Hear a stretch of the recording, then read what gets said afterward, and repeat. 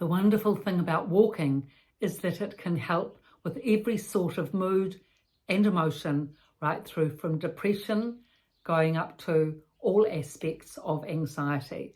So in terms of walking socially, it helps because, of course, the person gets out of the unit, gets a break, which is fabulous, and then they get communication with you as the friend or family member taking them out.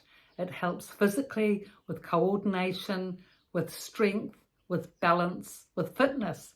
And of course, it's natural. No medications, fresh air and sunshine.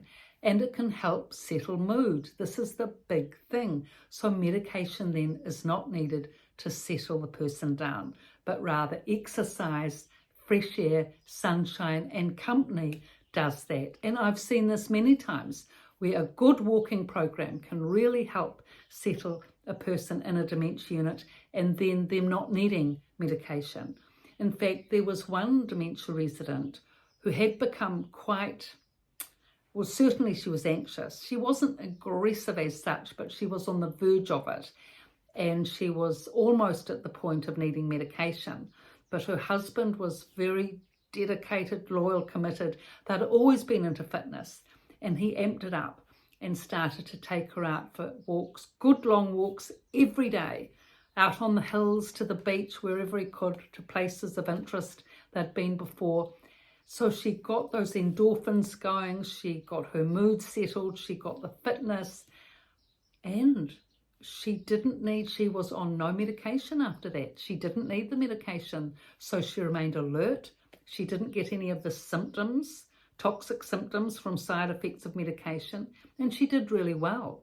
So that was one really specific example of someone that settled right down with exercise. But of course it takes commitment. I mean, it's a daily event. Taking someone out for a walk, it takes either a team of people, friends and family, or one very committed partner or sibling or neighbour or whoever that can actually give that time and devote to it. So it's a very important aspect. Walking can't be overemphasised, but there's three cases, three specific situations where you can't take someone out for a walk from a dementia unit. Of course, if they're physically unwell, you can't take them out. That's the first thing. Second thing is if they're really angry. Now, the reason why you can't take them out is because then they won't want to come back in. And that, of course, is difficult. That creates all sorts of problems. I've done videos on that, anger and the problems with high-level anger. If you want to know more about that, just, put in Pieta Valentine anger dementia and it will all come up. But you can't take someone out with high anger because it's difficult to manage them, both when you're going for the walk and to get them back inside, sadly. Now, the third thing where you can't take someone out for a walk from a dementia unit is if they're going through a dementia blank. Previous video I've just done on that, where they're shut down, shut off, not communicating. They won't be able to do anything. Really, it's just best to just sit with them, support them, say that you're there. Don't expect them to communicate. Say, look, Mum, I'm here to communicate, I'm here to support you. Just breathe and relax. It will pass very soon and I'll stay with you until things are right. So those things, if the person's sick, if they're high-level anger or dementia blank, you can't take the person out for a walk then, but everyone else you can. Even someone that's not walking well, take them in a wheelchair, rug over the knees, they'll love it just the same. So walking is a wonderful, wonderful thing. And if dementia residents could get out walking more, really their life would be so much better, because it would,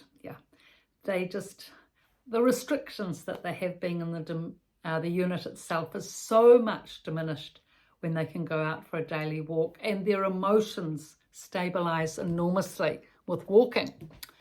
So for the men, the angry men, the men that get the anger, high-level anger, they really do need the gymnasium that I've done another video on in the unit, where they can, be on the rowing machine or exercycle or punching bag or whatever it is in a room because they can't get out for a walk. Imagine that, because because of what I've just mentioned. So at least if they had a gymnasium, a little gym in one of the rooms where they could do their exercises, that would help enormously. And the relative could be there to supervise, or the activities coordinator, or the son, or whoever. But that would be a great help as well. But that's work in progress, of course, but at least the rest of the people can be taken out for walks. So I've written these 2 books, Residents' Voice, Residents' Rise, all in the description below. Thank you for your viewing, likes. Please subscribe and pass on the links. Thank you.